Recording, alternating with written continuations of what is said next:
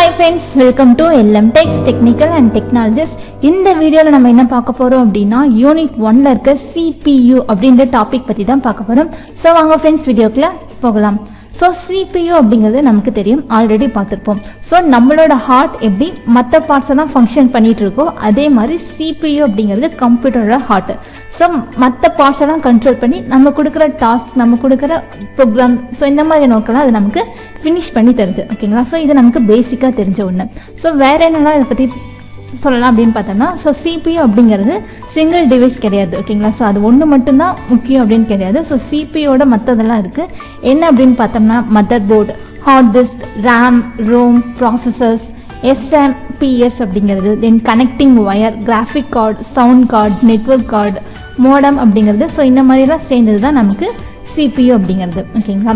So இப்போ first காம்பனண்ட்டான mother போர்டை பற்றி பார்க்கலாம்.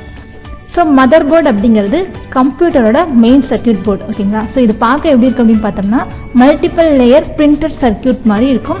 ஸோ இது வந்து கம்ப்யூட்டரோட இன்சைடில் தான் இருக்கும். தென் ஸோ இது எதெல்லாம் கண்ட்ரோல் பண்ணுது அப்படின்னு பார்த்தோம்னா CPU, memory, connector, then hard drives, optical drives, expansion card, இது வந்து அப்புறம் வீடியோ ஆடியோ கனெக்ஷன் பண்ணியிருக்கிறது. ஸோ இது எல்லாத்தையும் நமக்கு இந்த மதர் போர்டு தான் நமக்கு கண்ட்ரோல் பண்ணுது. ஓகேங்களா?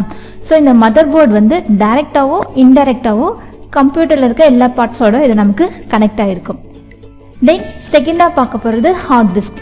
ஸோ ஹார்ட் டிஸ்க் அப்படிங்கிறது நம்மளோட டேட்டாஸ்லாம் அந்த இடத்துல ஸ்டோர் ஆகிருக்கும். ஓகேங்களா? ஸோ நம்மளோட சாஃப்ட்வேர் ஆகட்டும், நம்மளோட டாக்குமெண்ட், நம்மளோட ஃபைல்ஸ், ஸோ இந்த மாதிரியான விஷயங்கள்லாம் நமக்கு அந்த ஹார்ட் டிஸ்கில் தான் நமக்கு ஸ்டோர் ஆகிருக்கும். ஸோ இந்த ஹார்ட் டிஸ்க் அப்படிங்கிறது ஒரு லாங் டேர்ம் ஸ்டோரேஜ் தான்.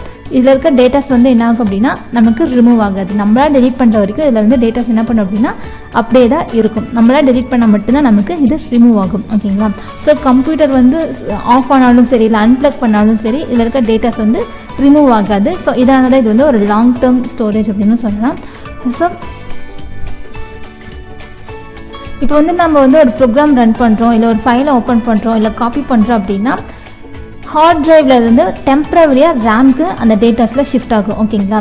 ஸோ நம்ம ப்ராசஸ் பண்ணி முடிக்க வரைக்கும் அது எல்லாமே நமக்கு ரேமில் தான் இருக்கும். இதே நம்ம ஒர்க்லாம் முடிச்சதுக்கப்புறம் அகைன் அது ரேம்லேருந்து ஹார்ட் டிரைவுக்கு போய் அது ஸ்டோர் ஆயிடும். ஓகேங்களா?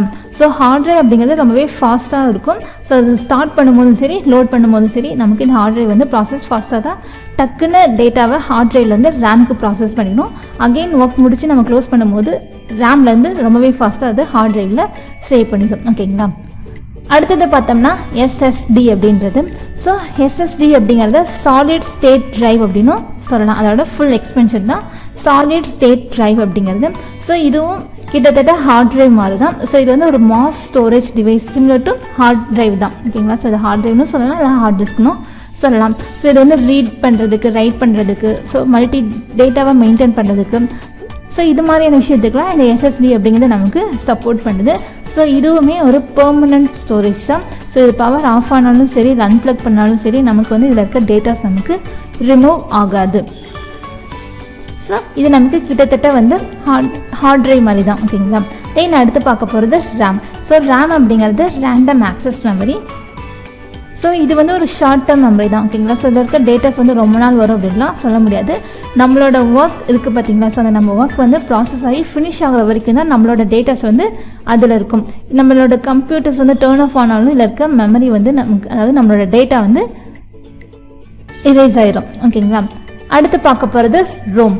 ஸோ ரோம் அப்படிங்கிறது ரீட் ஒன்லி மெமரி. கிட்டத்தட்ட இது ஒரு ஃப்ளாஷ் மெமரி சிப் மாதிரி தான். ஸோ இது வந்து ஒரு நான் வோல்டைல் மெமரி. ஸோ இதில் இருக்க டேட்டாஸை நம்மளால் படிக்க மட்டும்தான் முடியும். அதில் இருக்க டேட்டாவை ஈஸியாக நம்மளால் மாற்றவோ, எரேஸ் பண்ணவோ, சேஞ்ச் பண்ணவோ, ஸோ இந்த மாதிரியான விஷயங்கள்லாம் நம்மளால் ரோமில் செய்ய முடியாது. அடுத்து பார்க்க போகிறது ப்ராசஸர். ஸோ ப்ராசஸ்னாலும் CPUனாலும் ஒன்றே தான். ஓகேங்களா? ஸோ CPU அப்படிங்கிறது நமக்கு காமனாக தெரிஞ்ச விஷயம். ஸோ இதை வேறு என்ன இன்ஃபர்மேஷன்லாம் சொல்லணும் அப்படின்னு பார்த்தோம்னா, ஸோ CPUவோட மெயின் வேலை என்ன அப்படின்னு பார்த்தோம்னா கமெண்ட்ஸை கேரி பண்ணுறது. ஓகேங்களா? ஸோ மற்றவங்களை கண்ட்ரோல் பண்ணணும் அப்படின்னா அவங்க என்ன செய்யணும் அப்படிங்கிறத சொல்லி தான் நம்மளால் அவங்கள கண்ட்ரோல் பண்ண முடியும். ஓகேங்களா? ஸோ அதே வேலையை தான் நமக்கு இந்த ப்ராசஸரும் செய்யுது. ஸோ இப்போ ஃபர்ஸ்ட் எக்ஸாம்பிளுக்கு எப்படி சொல்லலாம் அப்படின்னா, இப்போ ஒரு கீயை ப்ரெஸ் பண்ணுறேன் கீபோர்டில், இல்லை ஒரு மவுஸில் ஒரு கிளிக் பண்ணுறேன், இல்லை ஒரு அப்ளிகேஷனை டபுள் கிளிக் பண்ணி ஸ்டார்ட் பண்ணுறேன். ஸோ இந்த மாதிரியெல்லாம் ஒரு வேலையை செய்யும் போது அதுக்கான இன்ஸ்ட்ரக்ஷன்ஸ் எனக்கு ப்ராசஸ் ஆகி எனக்கு CPU என் வேலையை செஞ்சு எனக்கு தரும். ஓகேங்களா? ஸோ இந்த சிபியோட ஸ்பீட் பார்த்தோம் அப்படின்னா மெகா ஹெட்ஸ்னு சொல்லலாம். ஓகேங்களா? ஸோ மெகா ஹெட்ஸ் அப்படிங்கிறது மில்லியன் ஆஃப் இன்ஸ்ட்ரக்ஷன்ஸ் பர் செகண்டில் எனக்கு ப்ராசஸ் ஆகி என்னோட வேலை நடக்கும். இதுவே கிகா ஹெட்ஸாக இருந்தது அப்படின்னா பில்லியன் ஆஃப் இன்ஸ்ட்ரக்ஷன்ஸ் பர் செகண்ட்ஸில் ப்ராசஸ் ஆகி என்னோட வேலையை எனக்கு முடிச்சு தரும். ஓகேங்களா? தென் அடுத்து பார்க்க போகிறது, ஸோ இந்த சிபியூ இருக்குது பார்த்தீங்களா, ரொம்பவே ஃபாஸ்ட்டாக இருக்கிறதுனால இதில் இருக்க இன்ஸ்ட்ரக்ஷன்ஸ்லாம் எப்படி ஆகும் அப்படின்னா ரொம்பவே டக்குன்னு எக்ஸிக்யூட் ஆகி நமக்கு ப்ராசஸ் ஆகி நம்மளோட ப்ரோக்ராமையும் இல்லை டாஸ்க்கையும் கம்ப்ளீட் பண்ணி நமக்கு இது தந்துடும். ஓகேங்களா? ஸோ கம்ப்யூட்டரோட ஸ்பீட் அப்படிங்கிறது இந்த சிபிஓ டிபெண்ட் பண்ணி மட்டும் கிடையாது, சிபியோட இருக்குது பார்த்தீங்களா மற்ற காம்பனன்ட்ஸ், ஸோ அதையும் டிபெண்ட் பண்ணி தான் கம்ப்யூட்டரோட ஸ்பீட் அப்படிங்கிறது நமக்கு இருக்குது. இப்போ பார்க்க போகிறது SMPS. ஸோ இது வந்து ஸ்விட்ச்டு மோட் பவர் சப்ளை அப்படிங்கிறது தான் இதோட எக்ஸ்பென்ஷன். ஸோ இது வந்து பவரை என்ன பண்ணும் அப்படின்னா ஸ்விட்சிங் ரெகுலேட்டர் மோடில் ப்ராசஸ் பண்ணி நமக்கு தரும். ஓகேங்களா? ஸோ இது வந்து SMPS என்ன பண்ணும் அப்படின்னா பவர் இருக்குது பார்த்தீங்களா, ஸோ அந்த எலக்ட்ரிசிட்டியை அந்த பவர் என்ன பண்ணும் அப்படின்னா மதர் போர்டுக்கும் சரி மற்ற காம்பனண்ட்ஸ்க்கும் சரி கேபிள் வழியாக இதை நமக்கு ப்ராசஸ் பண்ணும். அடுத்தது பார்க்க போகிறது சவுண்ட் கார்டு. ஸோ சவுண்ட் கார்டுனா நமக்கு என்ன தெரியும், ஸோ ஸ்பீக்கர், ஹெட்ஃபோன்ஸ். ஸோ இப்போ வந்து ஒரு சாங் கிளிக் பண்ணுறோம், ஒரு ஆடியோ வீடியோ கிளிக் பண்ணுறோம் அப்படின்னா அந்த கமெண்ட் வந்து ரன் ஆகி எனக்கு அது வந்து நம்ம கனெக்ட் பண்ணியிருக்க டிவைஸ் மூலமாக நமக்கு வந்து அது ரிசல்ட்டை எனக்கு அவுட் பண்ணும். ஓகேங்களா? ஸோ இதை வந்து ஆடியோ கார்டுன்னு சொல்லலாம், இல்லை வந்து சவுண்ட் கார்டு அப்படின்னு சொல்லலாம். அடுத்து பார்க்க போகிறது கிராஃபிக்ஸ் கார்டு.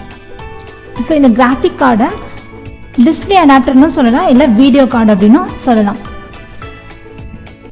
ஸோ ஒரு டேட்டா இருக்குது பார்த்தீங்களா, ஸோ அது வந்து எவ்வளோ கிளாரிட்டியாக கலர்ஃபுல்லாக, ஸோ இந்த மாதிரி எனக்கு காமிக்கிறதுக்கு அதோட அப்பியரன்ஸ் எவ்வளோ முக்கியம்னு காமிக்கிறதுக்கு நமக்கு வந்து இந்த கிராஃபிக் கார்டு அப்படிங்கிறது நமக்கு யூஸ் ஆகுது. ஸோ சிம்பிளாக சொல்லப்போனோம் அப்படின்னா ஒரு ஹெச்டி இமேஜ் மாதிரி, ஸோ நம்மளோட டேட்டாவை ஹை குவாலிட்டி விஷுவலில் காமிக்கிறதுக்கு நமக்கு இந்த கிராஃபிக் கார்டு யூஸ் ஆகுது. அடுத்து பார்க்க போகிறது நெட்வொர்க் கார்டு.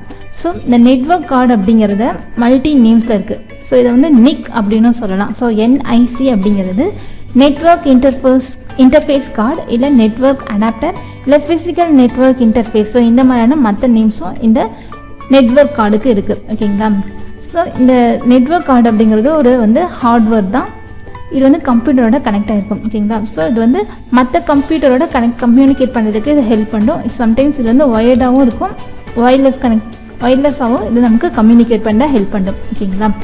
ஸோ இதுதான் ஃப்ரெண்ட்ஸ் CPU அப்படிங்கிறது. ஸோ இதில் இருக்க காம்பனன்ட்ஸ் பற்றி இப்போ 1 by 1 பார்த்துட்டோம். ஸோ 5 மார்க்கில் கேட்டாங்க அப்படின்னா இதை பற்றின டீட்டெயில்ஸை நம்ம எழுதணும். ஸோ CPU அப்படிங்கிற டாப்பிக்கை நோட் பண்ணி வச்சுக்கோங்க ஃப்ரெண்ட்ஸ். ஓகே ஃப்ரெண்ட்ஸ், நம்ம வீடியோ பிடிச்சிருந்து அப்படின்னா லைக் பட்டனை கிளிக் பண்ணிக்கோங்க. நம்ம சேனலில் போகிற வீடியோஸ் உங்களுக்கு தொடர்ந்து வரணும்னா சப்ஸ்கிரைப் பண்ணிக்கோங்க. அப்படியே பக்கத்தில் இருக்க பெல் ஐக்கானை கிளிக் பண்ணிக்கோங்க. ஃபாலோ பண்ணாதீங்க, ஃபாலோ பண்ணிக்கோங்க. உங்கள் ஃப்ரெண்ட்ஸ்க்கு வீடியோ ஷேர் பண்ணிக்கோங்க. Okay friends, thank you.